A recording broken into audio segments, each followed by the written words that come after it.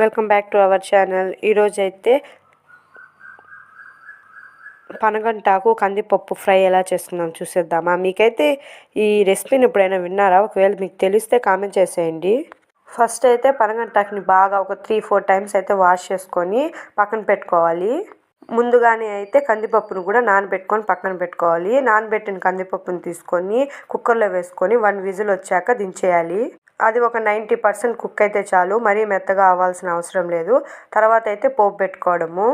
ఒక కడాయి తీసుకొని ఆ కడాయి కొంచెం హీట్ అయ్యాక అందులోనే ఆయిల్ వేసుకొని అందులోనే ఆవాలు, పచ్చెనపప్పు, మినపప్పు, కరివేపాకు కూడా వేసుకొని ఒకసారి బాగా అయితే కలుపుకోవాలి. అందులోనే ముందు కడిగి పెట్టుకున్నాం కదా పనగంటాకు, అది కూడా వేసుకొని బాగా కలుపుకోవాలి. ఫస్ట్ అయితే చాలా ఎక్కువ ఉన్నట్టు అనిపిస్తుంది, తర్వాత ఉడకంగానే అది చాలా చిన్నగా కొంచెమే అయిపోతుంది. అందులోనే ఉప్పు వేసుకొని ప్లేట్ పెట్టుకొని ఒక 15 మినిట్స్ అయితే కదపకుండా ఉడకపెట్టుకోవాలి. అందులో ఉన్న నీరంతా పోయి బాగా దగ్గరికి వచ్చేంత వరకు బాగా కలుపుకొని ఉప్పు కూడా ఒకసారి చూసుకొని అందులోనే ముందుగా కందిపప్పును పెట్టుకున్నాం కదా, అది వేసుకొని ఒకసారి బాగా కలుపుకోవాలి. లాస్ట్లో సాయిపప్పు, ఎండుమిరపకాయల పొడి అయితే వేసుకొని ఒకసారి కలుపుకొని దించేస్తే టేస్టీ పనగంటాకు కందిపప్పు రెసిపీ అయితే రెడీ. టేస్ట్ అయితే చాలా బాగుంటుంది. మీరు ఎప్పుడైనా ట్రై చేశారా? ఒకవేళ ట్రై చేసి ఉంటే ఎలా వచ్చిందో కామెంట్ చేసేయండి. మరొక వీడియోస్తో మళ్ళీ కలుద్దాం. బాయ్.